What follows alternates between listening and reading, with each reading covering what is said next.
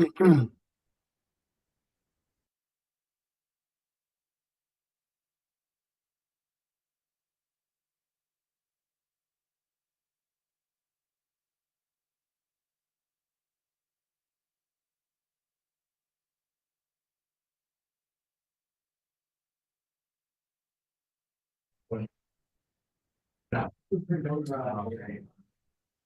your connection better now? I just hooked up to Jim's hotspot, to be honest with you. Everyone kind of popped off. Oh, good, I've got people. Okay. Still want this off though.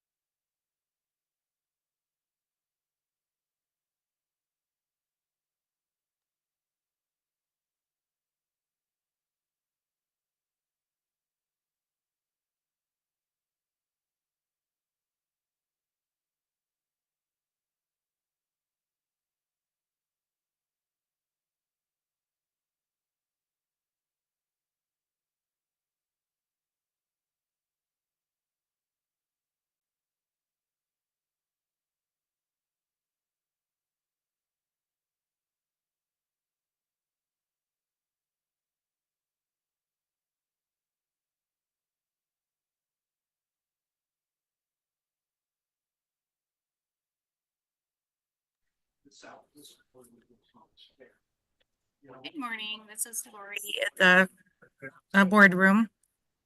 Can someone confirm you can hear us? I can hear you. Oh, wait.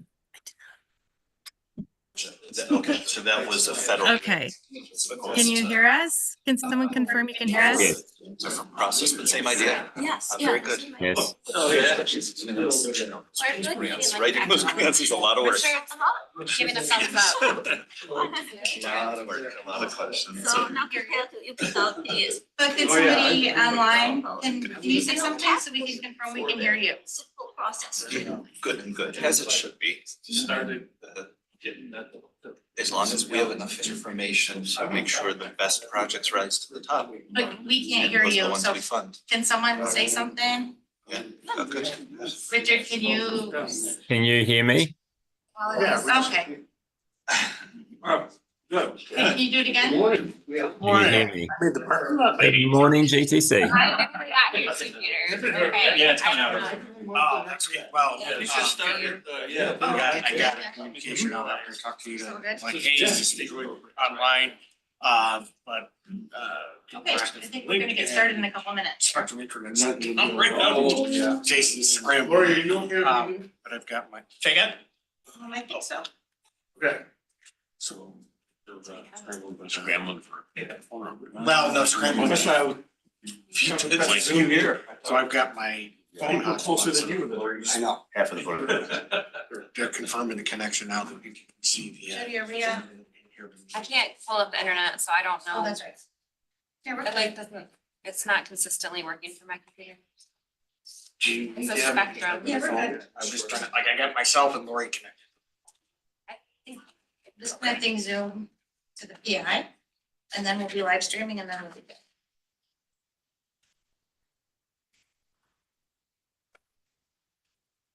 I was worried, Jim, that you weren't gonna make it. I left at 7:30.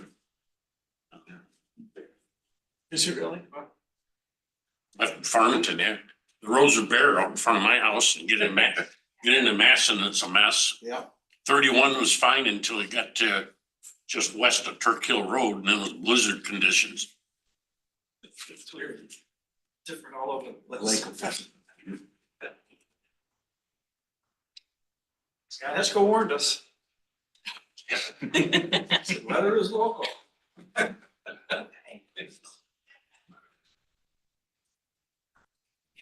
Okay, I'm ready on my end. Do we have any sense of people connected and if We have 10 people now, so we have a quorum, yeah. we only need 10 today? Yeah, we got 20 last time, sorry. All right, and we're off that in the room then, right? Okay, we can, we're ready. All right, good morning, everybody.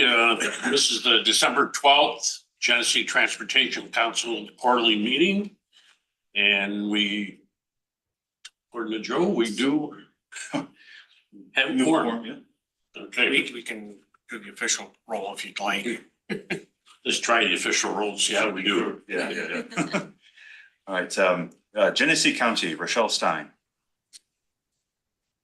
I will say some people got delayed trying to find the link to Zoom, so Rochelle was one of the people that asked us to resend it. So She may come on later on, yeah. exactly. Livingston County, David Lefebvre. I believe Megan Crowe is on the call. Monroe County Legislature, Yaversha Rahman. Ontario County, Todd Campbell. Dave. You missed us by 30 seconds. Orleans County, Lynn Johnson. Seneca County, Michael Enslow. Wayne County, Anthony Verno. Jim Brady for. Wyoming County, Rebecca Ryan. Yates County, Leslie Church. Monroe County Executive, Adam Bello. Monroe County Planning Board, William Santos. Ishanin represented. Monroe County Supervisors Association, Stephen Schultz. Monroe County at Large, Jeffrey McCann. Scott Levisich representing. Monroe County at Large, Daniel Hogan. Chris Poland representing. City of Rochester, Mayor Malik Evans. City of Rochester Council, Miguel Melendez. City of Rochester Planning Commission, David Watson. Here. City of Rochester at Large, Eric Frisch. Present via Zoom. Thank you. Genesee Finger Lakes Regional Planning Council, Rochelle Stein. Richard Sutherland representing. Thank you. Rochester Genesee Regional Transportation Authority, Donald Jeffries. Empire State Development Corporation, Hope Knight.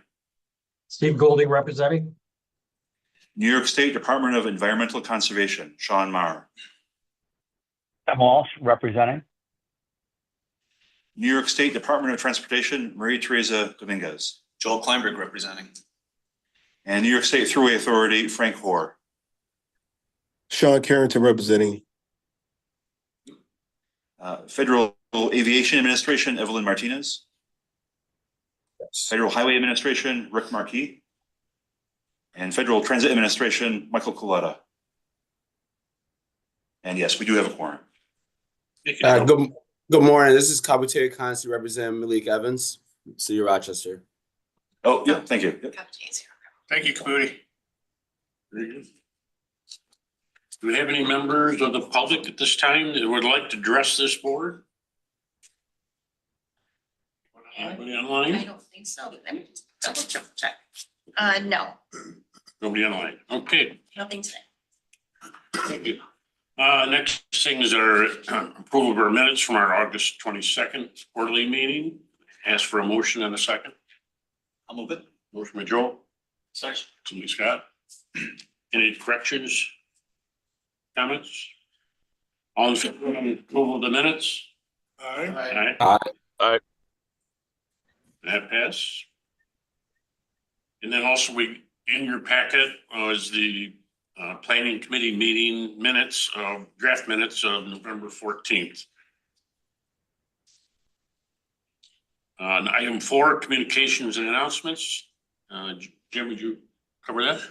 I guess I would start with, I'm very glad a few years ago, we tweaked our bylaws to be in the spirit of New York State Public Meeting laws, since we weren't required to have everybody in person, so having the remote option really helped today. And then I do want to announce David Stoss joined our staff on September 23rd. He's our active transportation program manager.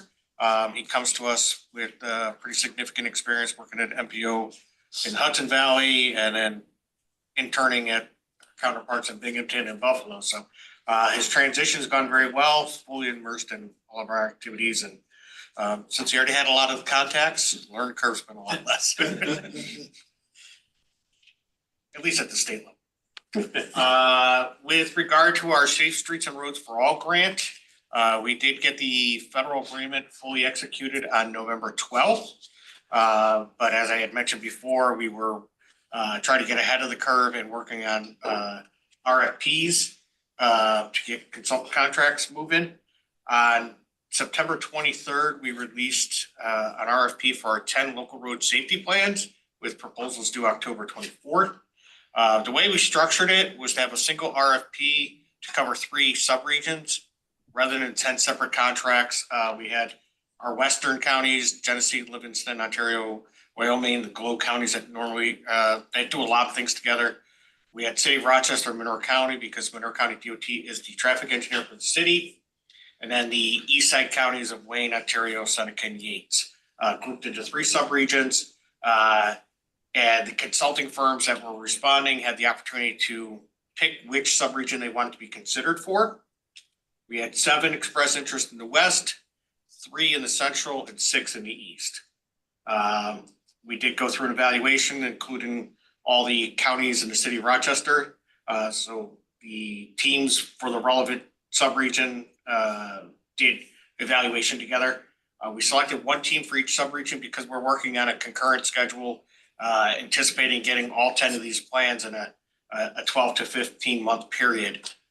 Didn't really make sense to us to try to have teams, 1 consulting team competing for their time in multiple regions. And we had expressed in the RFP that we did not expect to reward any single team more than 1 subregion. Last week on Thursday the 5th, our RGRTA Board of Commissioners, as our host agency, did authorize going into those contracts. Another contract we had done, if you recall, when we did the Safe Streets and Roads for All grant, we had discussed doing Complete Streets Makeover, working in partnership with Reconnect Rochester, an organization that has been long established in Rochester. There was some concern that what we were looking for them to do could be construed as consulting services. So out of an abundance of caution, we did develop an RFP for community-driven strategies for complete streets. And it was also downtown curb extensions, but I just called it the type of work here. That RFP was issued on October 3rd, with proposals due October 24th. We did have 4 responses, including Reconnect Rochester. But given their experience and their ability to leverage non-federal funds, they already have longstanding relationships with in-kind services, pro bono services from some professional firms, and bringing community foundation type money, so private philanthropy money to bear. They did score better than the competition. And again, that contract was authorized on December 5th last week. So we're working on developing the contracts and hoping to get everything moving shortly after the holidays with kickoff meetings in each of the subregions. Jim? Yes. Is it the consultant as a ready to announce? Can we know who are the consultants? I No. do know I don't have it in front of me. Is Al on the call? I don't believe so. Okay, I know Collier's Engineering and Design, you know what? One moment, I should have been, ready for this. Oh, we can talk about maybe next. I know Collier's Engineering and Design got, let's see, I just, not positive which ones.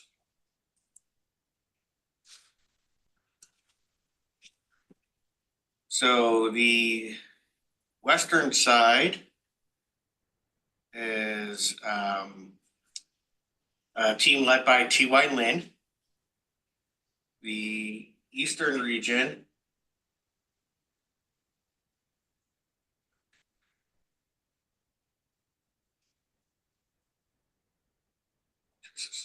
loading slow. Oh, it's on that. The eastern region is a team led by Fisher Associates. And the central region is a team led by Collier's Engineering and Design. So that's the central is in Monroe County and. Yeah, Monroe County Yeah. and City of Rochester. So we'll be working on the scopes and involving the key stakeholders as we work to do our meeting kickoffs and progressive things. But each subregion will be led by the agencies involved. And our expectation is that for example, the Monroe County plan will be Monroe County's plan to adopt. It's not a GTC plan imposed on anybody. So each county will go to their respective board to adopt. So it's customized to each county, and each county's needs are going to be different. Thanks. Yeah, so just wanna add to the Safe Street for All. So Monroe County did apply for the 2024, the Safe Street for All, and we received the awards for supplemental planning to supplement planning for our active transportation plan. Congratulations. I had not heard that yet. I didn't realize they announced. So I think it was announced late November. Okay, I missed the announcement. That's good news. I wish you well in getting that federal agreement. I know, now I know who to ask questions. Well, it took us nearly 11 months to get it signed, and we're basically, so mid-December 23, we got announced, and we did consultant contracts last week, and that was getting a head start, not waiting for the grant agreement to start that process. But nothing, since we were supporting it with our staff and our regular planning funds, we're okay, because nothing that is no expenses incurred before the federal agreement is signed are eligible for reimbursement. So, but it was simpler for us to support it with our traditional staff funds. Any other questions on SS4A?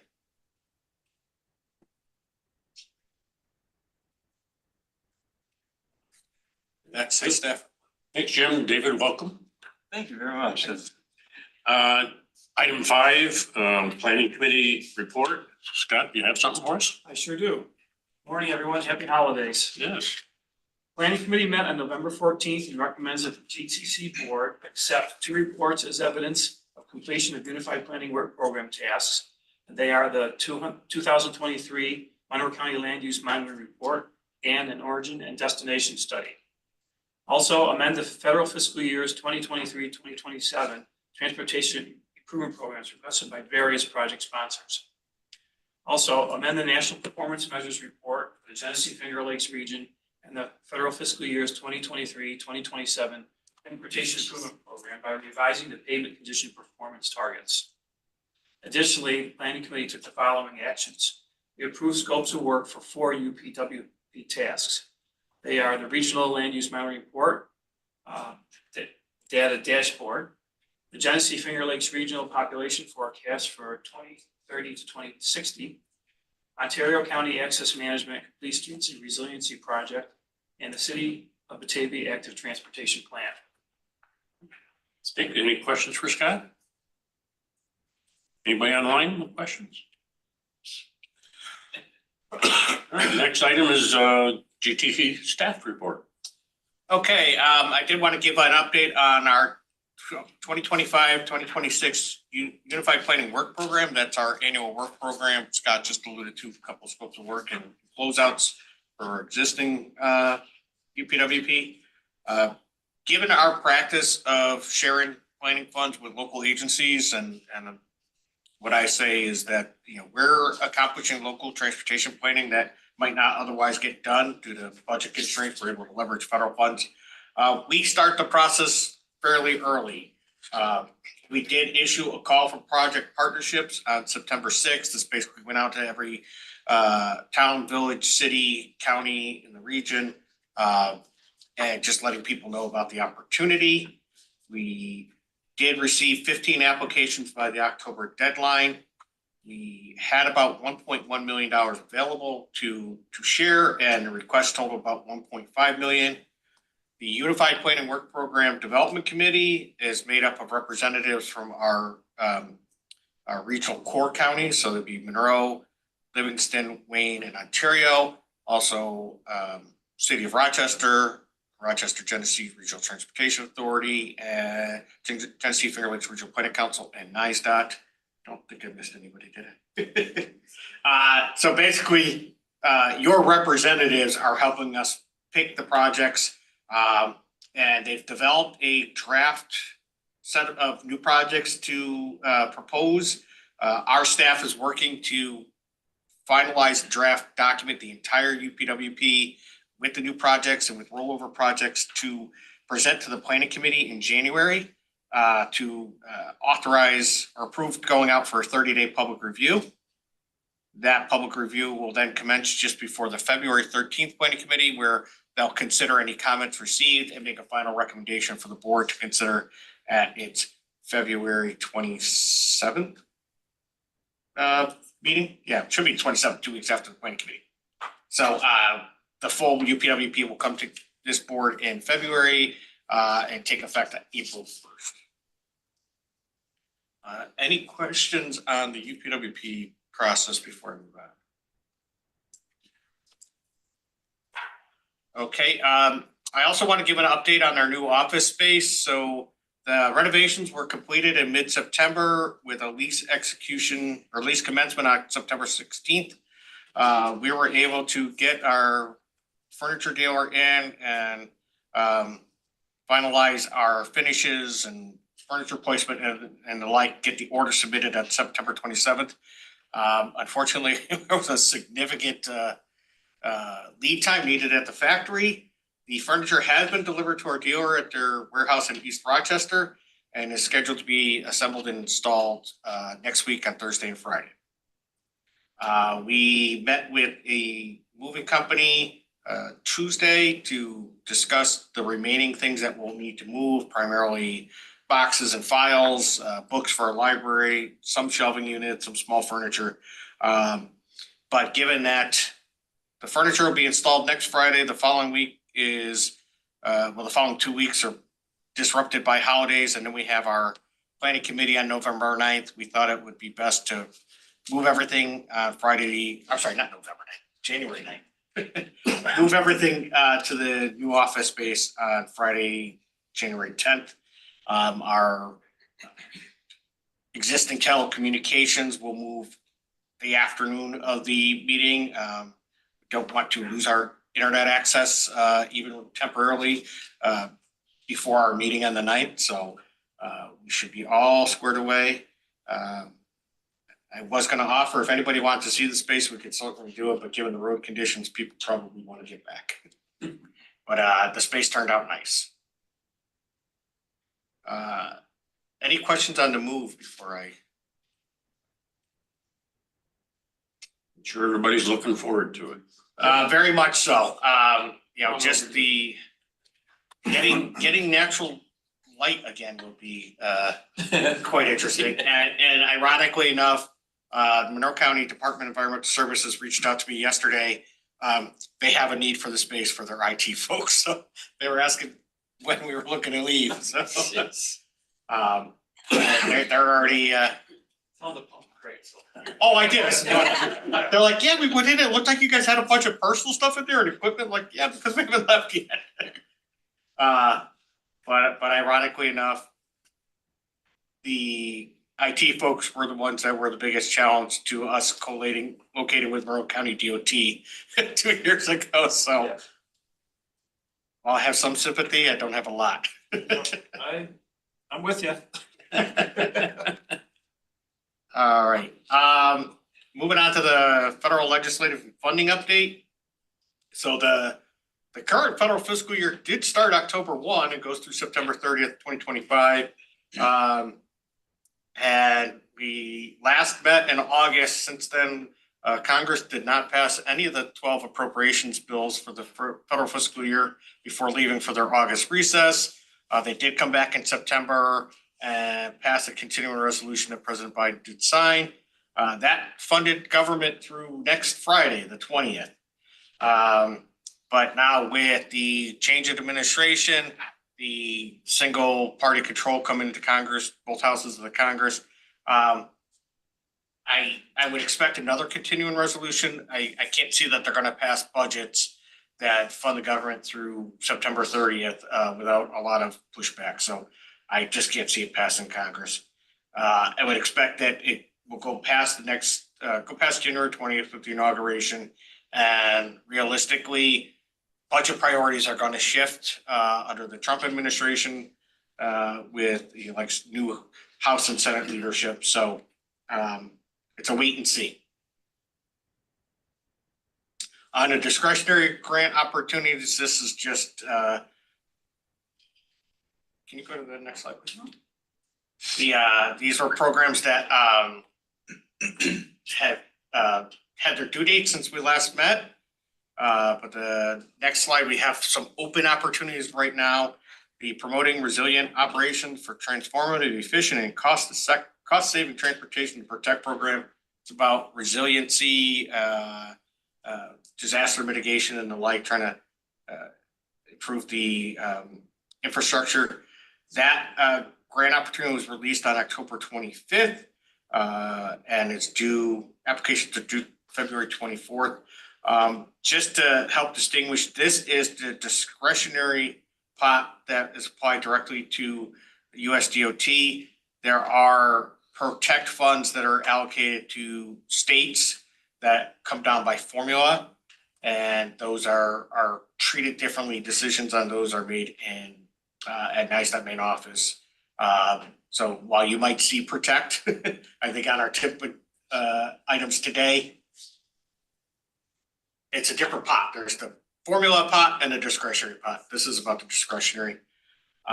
There's also the local and regional project assistance grants, called RAISE. In the past, it's been called Tiger, and I remember the other. But these are significant projects where transportation facilities can have an economic development impact. Probably the most prominent project that we have had in our region is the Interloop East project. Was funded when it was it was built. It was Tiger, then built, and RAISE.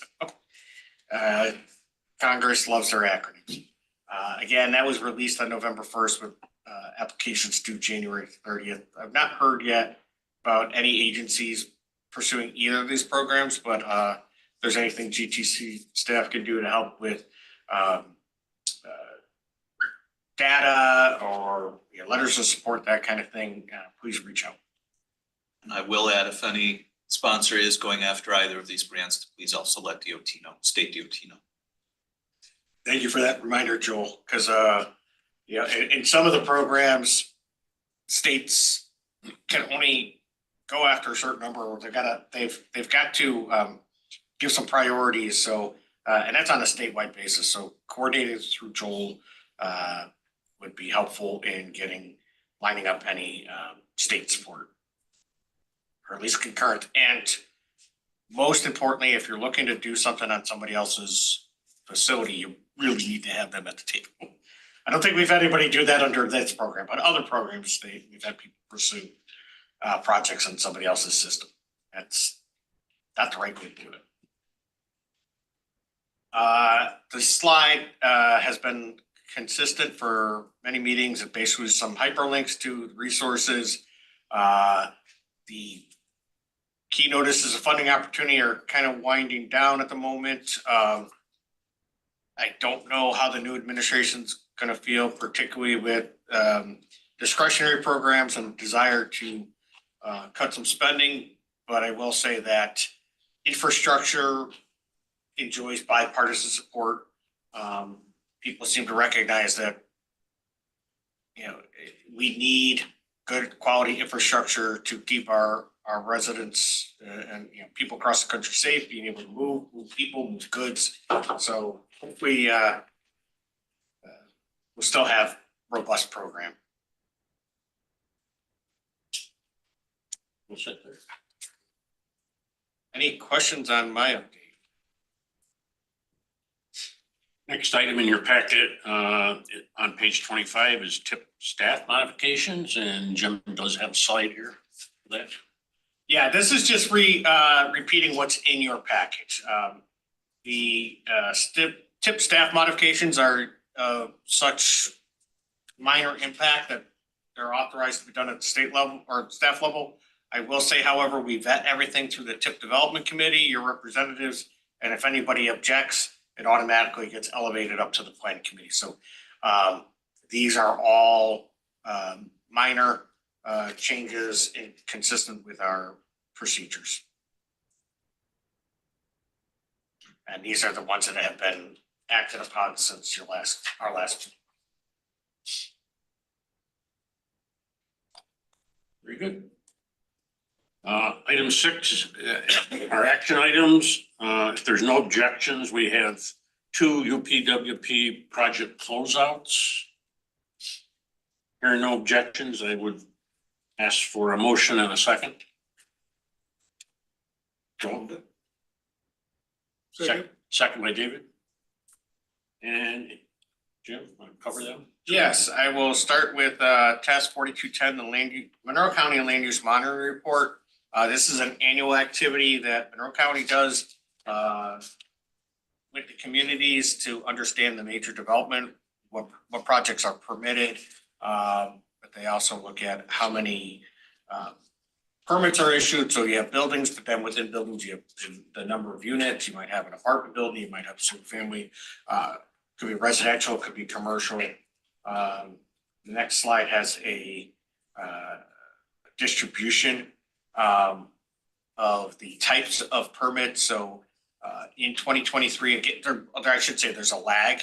Every year they collect data for the full year prior. So 577 residential permits for new construction. And out of those permits, over 1,300 housing units. This is for Monroe County. And then on the chart, you'll see there are assessments for single family, which is 69% of the total.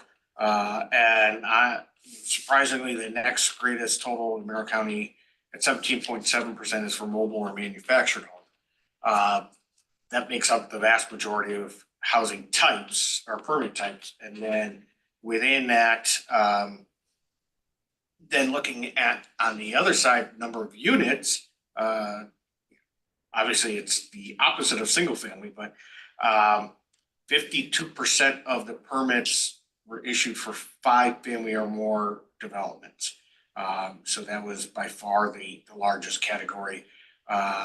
So we're seeing a significant number of single family homes being built and a significant number of buildings with 5 or more units. So that speaks to the demand for the housing in Monroe County.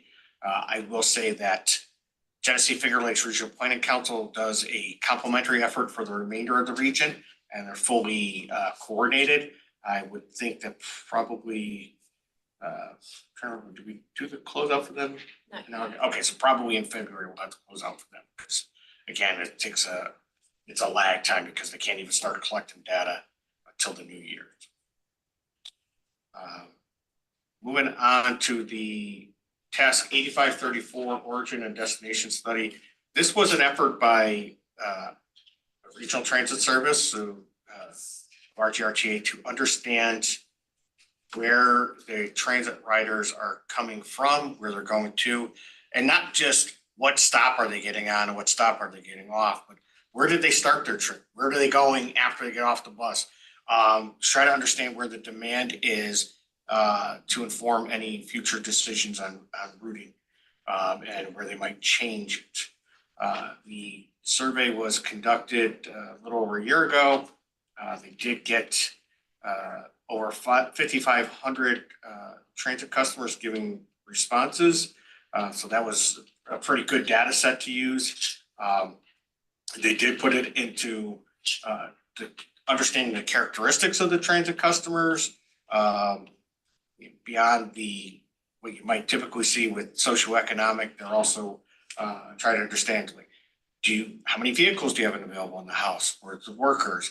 Are you choosing to do this, or are you dependent on transit? What types of work are people going to? So that's going to get into the transit characteristics. What is the purpose of your trip? And again, as I mentioned, where are they starting from to get to the bus stop? Where are they going to after they get off the bus? To try to get a fuller picture of their customers' habits. There is, people will ask, well, what about people who don't currently use the bus? That is a different level of effort and much harder to collect. So that was not part of this study. Any questions for Jim? Anybody online with questions? All right, we did have a motion in a second. All in favor? Aye. Any objections? All right, thank you. We do have 5 tip changes here from the 2023 to 2027. If there are no objections, we would, I would ask we do them under a single action. Hearing no objections, Jim, could you cover those 5, please? Absolutely. So we do have one project. May I stop you? And get a first and a second? Oh, And the motion. Motion for the 5. Move Dave, second by Scott. There we go. thank you. Looking ahead and totally missed that. Me too. So we are adding one new project with some new funding to the region. We're increasing the project cost, 2 projects, and the scope of work on another project. And then one that looks more intimidating, the 5th project is a wholesale shift in schedules for some Federal Transit Administration projects. So moving down the Route 404, also known as Empire Boulevard, Resiliency and Safety Enhancement Project. Lori, can you advance, please? Yep. This is a new project I mentioned before that will protect the resiliency funds, the formula funds coming from Albany. So this project adds a project to the tip, or this action adds a project to the tip. You'll see in the notes is pipeline/lead. We're funding the engineering at this point to get it, the project, get a better understanding of the project and position for future funding. It does involve 1 bridge and 2 large culverts at the foot of Irondequoit Bay. There's marinas down there. There's a wetland. This area in 2017, when Lake Ontario water levels were really high, the water did get up onto the shoulder of the road. Thankfully, did not cross the road. But it is a place that resiliency is very apt. It is looking to enhance the resiliency of that crossing, and then safety. Right now, it's very difficult for pedestrians and bicyclists. It's almost like a pinch point. And then speeds are always a challenge at the bottom of the hill in either direction. So the state DOT will be working to identify improvements there. Joel, did you need to add anything? Okay. Nailed it. Again, new money to the region, which is always welcome. In this case, we're at 4.2 million of additional funding, so that's helpful. The next project is the Route 31 over I-490 bridge replacement project. This is actually expanding the scope a little bit. There are just east of this location is another bridge that on Route 31 that when you think about construction zones, called a work zone traffic control, basically where you're shifting over, lanes closed, that kind of, these two bridges are so close to each other that their work zones, the eastern bridge is within the work zone. So in order to minimize impact to motorists in the future, the idea right now is to replace both bridges, also improve sidewalks and ramps, the I-490 interchange ramps, and address the median in there. So that whole area will get worked once and shouldn't have to go back for many years after that. As I said, it is an existing project. We got, by growing the project, we're increasing the total cost from 15.6 million to 46.6 million. At this point, another 12 million of federal funds have been identified, and the state DOT is contributing the balance is a significant, we call a non-participating share. It's eligible for federal funds. If federal funds become available, they'll pursue them. But that's about $20 million, almost half the project cost from state DOT. And this basically reflects the latest engineer's estimate. And again, combining the two projects and doing the work in between the two bridges that was not contemplated as part of the first project. And the new federal funding is coming from the National Highway Freight Program. This represents that $10 million increase is new funding to the region. So I entertain any questions or refer to Joel on the answers of that one. It's a little more complicated than usual. Okay, the next one we have is the I-390 canal, from the canal bridge at exit 16 to Route 33A preventive maintenance. Again, the initial estimate to the current estimate has gone up significantly, about $11 million. But this project was also awarded National Highway Freight Program funds from NISDOT main office. So again, new money to the region to the tune of 10 million, I think. Yeah, $10 million increase. So again,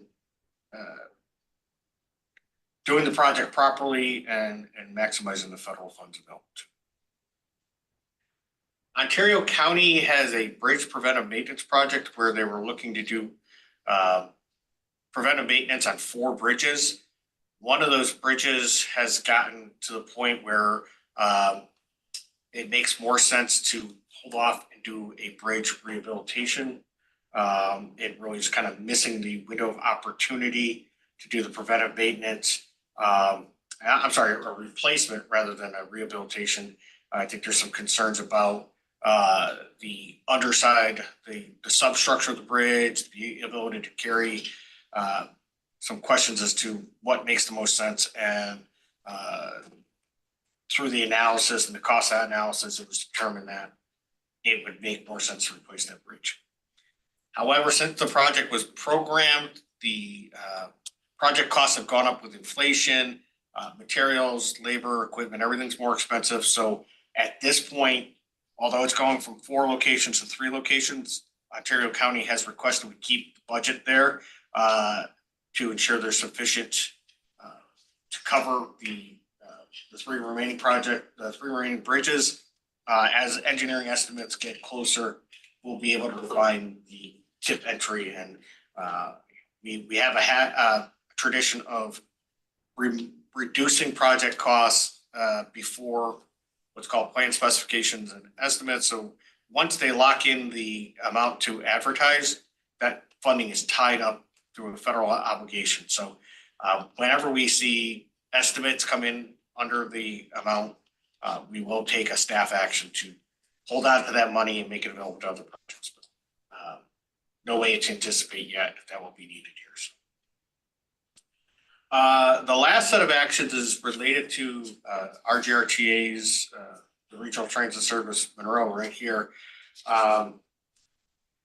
When RGRTA develops projects, they have a program of projects, they coordinate with the Federal Transit Administration, and typically they put in for an annual grant cycle. This year, and that usually happens every summer. This year there were holdups that prevented Federal Transit Administration from fully executing that grant agreement. And Federal Transit Administration requires that the grant agreement be in the tip in the same year, the same federal fiscal year as when it'll be awarded. So we can't keep it in 2024. That's now lapsed, and there's not a legal mechanism for them to do that grant. But Federal Transit Administration funds are allowed to accumulate and are available for a 3-year period. So there's no impact to our fiscal constraint. This merely pulls projects from the federal fiscal year that has lapsed into the current federal fiscal year so that the Federal Transit Administration can grant those funds into the project. So the only change on these is going from federal fiscal year 24 to 25. No changes in scope, no changes in budget.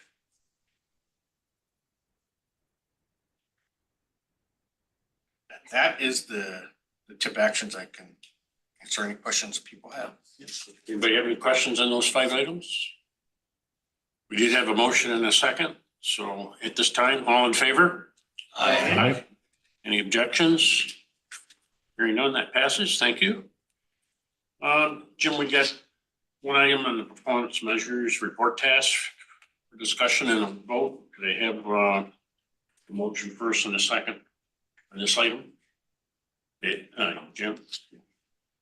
Second? I'll second. David? Okay, good. Jim and a Dave. All right, All right. thanks. Cover that one. Yeah, so our national performance measures under the current federal rules, there is performance measures related to safety, related to pavement and bridge, basically ensuring good asset management. And the state is responsible for reporting out measures and targets to the feds. MPOs have the ability to create their own targets or support the states. GTC has long supported the state. And I have an opportunity to update my explanation. I tell people a safety target at the regional level is quite a challenge because one incident can really skew the numbers. We had just a few weeks ago, a intercity commuter bus rolled over on 490 Gates Chili area. I think it was 27 passengers and the driver. Every single one of them went to the hospital with injuries. There was one fatality. One bus drifted, overcorrected, rolled on its side. That's 28 injuries that would really skew the numbers for our region if we tried to pick numbers just for our region. So statewide makes more sense. The measure that's on here today is related to pavement condition. A couple of years ago, the state had to submit their outlook for pavement condition. They had a 2-year target and a 4-year target. We are in the period where they get they call mid-cycle adjustment. The state did go back and look at their data and identified shifts in target of interstate and non-interstate highways. These would be on the national highway system, so it's the major roads. You can see on the chart the 4-year target previous to the new target. A little bit of shift. They've asked MPOs across the state to adopt these measures or adopt their own, and we have prepared and do a national performance measures report, standalone document that's a companion to our long range plan and our transportation improvement program, so that anytime we have changes, we don't need to reopen those documents. We can open just this. So what we're doing here is catching up to the state targets that were submitted to the federal government, and the federal government has accepted these results. That started a 180-day clock for MPOs to do the same.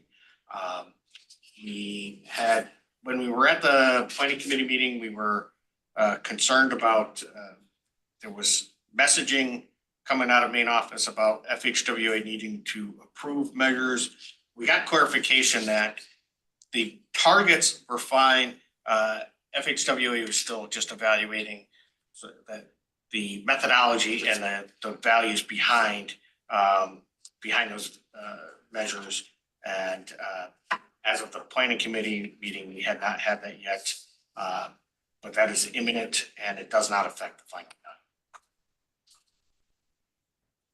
Joel, from state's perspective, is there anything you wanted to add to the performance measures? Can you go back to the visual for a moment? Your explanation was spot on. I have to say, I'm not allowed to lobby. Many of you can. You'll notice that the targets are moving in the wrong direction. Right, that we are projecting more pavements in poor condition and therefore less pavements in good condition. And that's reflective of a number of things, right? There's just never enough money. But also, all of our bridges were built at the same time, which means they're all coming due at the same time. We've sort of been thinking about that for a long time. What I wasn't thinking about and was reflected in one of the projects we discussed was the same is true of all of our large culverts, which are basically bridges. Every project's gotten more expensive and yet there's no more funding. That's directly, the numbers in front of you are the direct result. And I just couldn't not take the opportunity to share that and make sure you were all thinking about that as you speak to your elected representatives. Thank you, Jim. And I would say that, while this is focused on the interstates and the major facilities, there are a couple, not many, there's a few facilities that are national highway system under Monroe County and City of Rochester jurisdiction, but it's basically connecting 490 to the train station through downtown. There's a couple really small things. But you are all faced with the same challenges that Joel just described on your facility. So any efforts to increase funding at the federal level and the state level, as I said earlier, infrastructure is bipartisan, and honestly, it's foundational to getting around, and there really shouldn't be anything controversial in trying to take, we call state of good repair. Just trying to keep what's good. We have an aging infrastructure in a northeast climate with salt and weather, and you're all faced with the same situation. So any support you're able to get out of Albany or Washington is greatly appreciated. I may as well add, just note the word target is there, which means the reality is worse, right? This is the goal. So this is where we want to get to. Thanks. Thank you, Joe. Any other questions? All in favor? Aye. Aye. New business. Jody, there's some long-range transportation information? Yes, thanks, Peter. So I gave the same presentation at the planning committee, so apologies if you've already heard it. But we want to engage both our planning committee members and our board members. So GTC staff will start working on the update of our long-range transportation plan, or LRTP, over the coming year. So the LRTP provides the strategic direction for more detailed planning and implementation of specific transportation projects, programs, and services in our 9-county region over the next 25 years.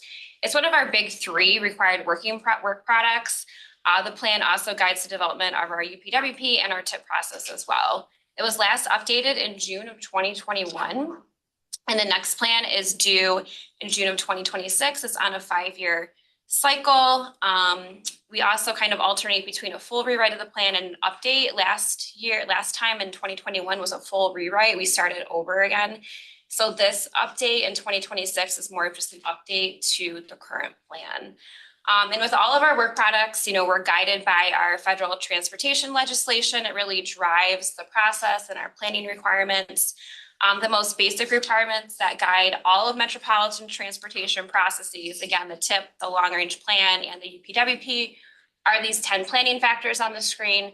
I don't think these are anything surprising if you're in transportation planning. It's pretty basic stuff. Okay, next slide, Lori. So additionally, the LRTP, it has to follow those federal guidelines, but we also want it to reflect our local and regional priorities within the context of those 10 planning factors. So in your packet, our goals and objectives were provided. These are also presented in the plan. Again, all activities conducted by GTC are really guided by these goals and objectives. They're in the mailing package for informational purposes. I didn't want to put them on the screen because they're really long. They're too detailed. Again, nothing surprising in there, I don't think. And then to further break down the regional priorities, we have what we call the emerging issues and opportunities. So we first started doing these in our long-range planning processes back in 2011. Every time we update the LRTP, they change. We tweak them based on what's going on. We're going to do that again for this update. So next slide, Lori. Okay, so basically we just wanted to talk to the board and the planning committee and just ask, are these emerging issues and opportunities still applicable? Do you see anything missing? What other transportation planning related, issues or opportunities does the region need to prepare for over the next 25 years? Our horizon year for this long range plan update is 2050. We don't need an answer today. We just kind of wanted to get everyone thinking about it. We did hear some feedback from our planning committee members about the current state of the housing market. As we all know, it's getting more expensive and houses are very hard to come by. That's a national issue. That's just not something that's happening locally. And with the last transportation planning bill, we have to actually look at housing as part of our long range transportation planning process. So that's something new for this cycle as well. People also mentioned, hybrid work, how's that affecting commuting patterns and use of spaces? I know downtown is still not quite recovered, I don't think, from COVID. It's pretty empty still. Along with people, other members noted generational differences and lifestyle preferences depending on what generation you're in and how you want to get around. So that's what we heard. If anyone has any thoughts, that's great. And if not, well, that's fine too. You can always get a hold of me or speak up at another meeting. We'll keep bringing this up as we go through the update process. We know where to find you. Yes. Yeah, so I'm our always around. intention, and this is a little bit different than we've done in past cycles, but just being more, try to be more engaging earlier with both the planning committee and the board. I had presented this idea to Peter and he had encouraged moving forward with it. So again, today is not looking to get feedback. Today is to plant the seed in your mind. You're thinking about it. In February, we'll be working with the planning committee on any ideas for suggested changes and the board also. And then staff will take those ideas and work them. So we come back to the planning committee in May and the board in June is, okay, this is what we think we heard, and that will serve as our launching point for updating the next long range plan that will be presented for adoption in June of 2026. But we want to at least make sure we're starting off in the direction that the board wants us to go. And these are very high level concepts. We have more concepts in the long range plan themselves. We have a whole section about transportation system needs, which I didn't even touch on. That gets into more detail about that gets into the actual preservation and maintenance of the system, what we need to plan for. So these are at the highest level what we're talking about today. Yeah, if you have a chance to look and you see our recommendations are broken into various categories. We have safety is our number one. We have how the transportation system affects people, their mobility, their health. We have recommendations related to technology. We have recommendations related to economic development. And there's even one on this. System. I gotta pull up the exact title here. Management operations. Yes. Yeah. So we have the opportunity to then add to that list for for the summer of 26. And it really does, as Judy said, it does drive how we move forward. It affects how we evaluate projects being considered for funding through the Transportation Improvement Program. Whenever I'm asked by the one of our agencies or communities that they're pursuing a grant either through New York State or through federal government, and they ask me for some type of support, I always tie it back to the long range plan. It's going to advance this recommendation and this recommendation, and many of the ideas, advance multiples.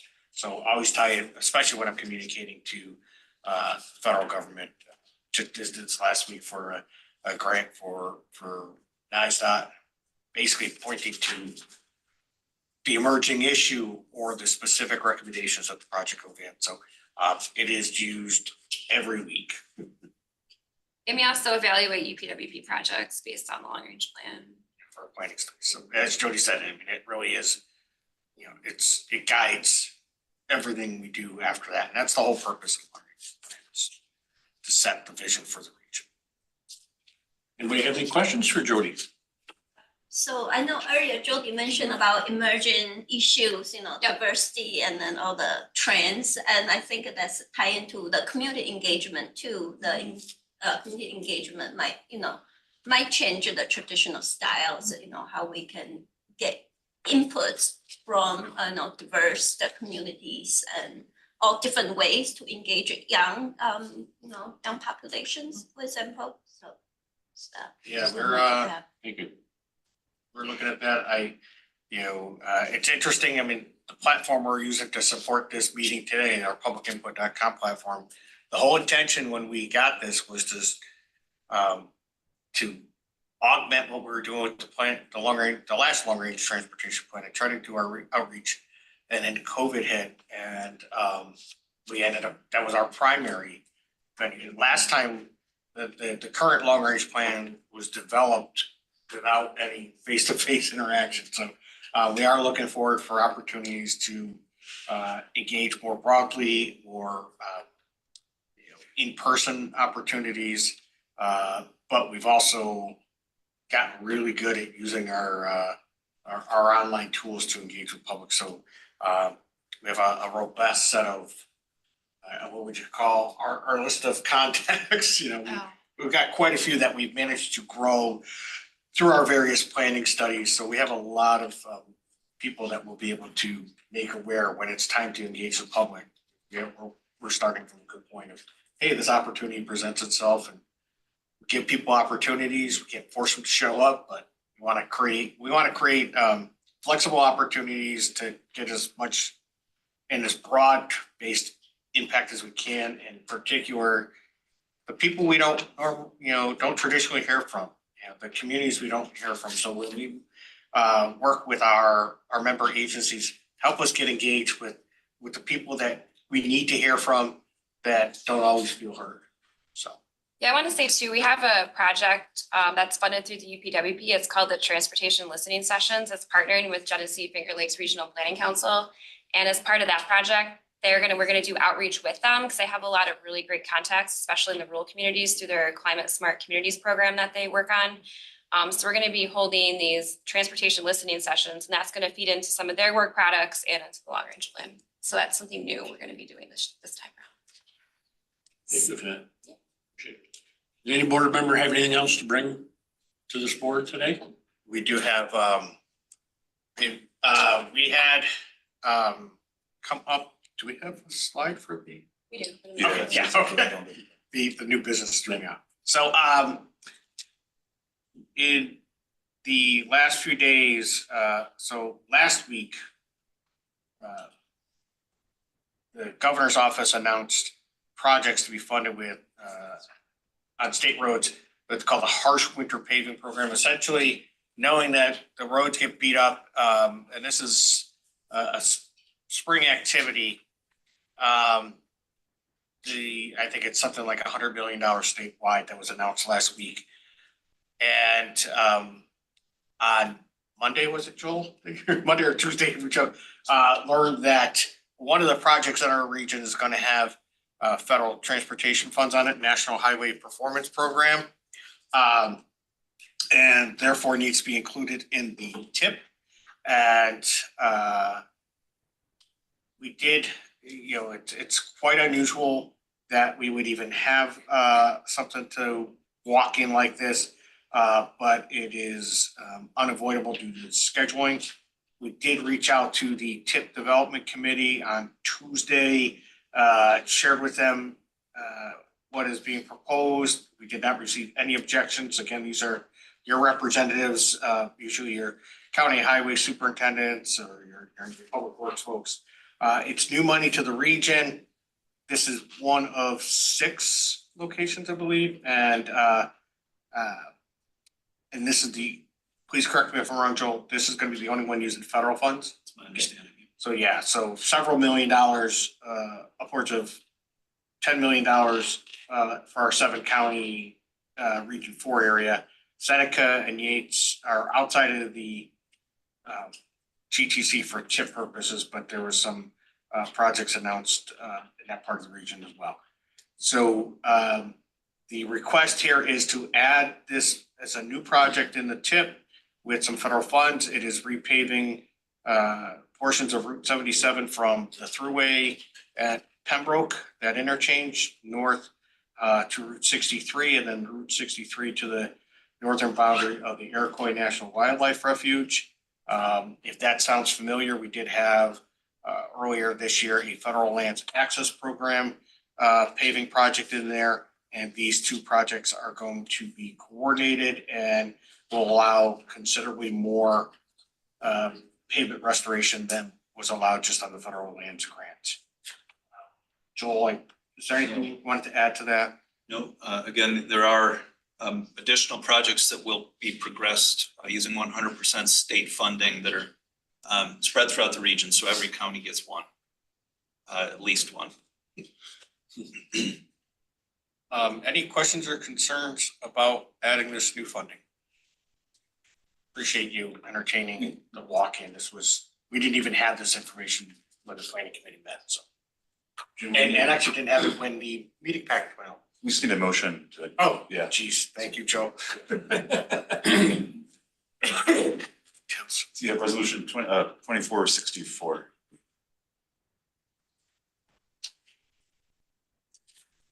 So I was. can I get a motion? Scott motion, second by Joe. Sure. Any other questions? All in favor? Aye. Aye. Any ejections? Passed.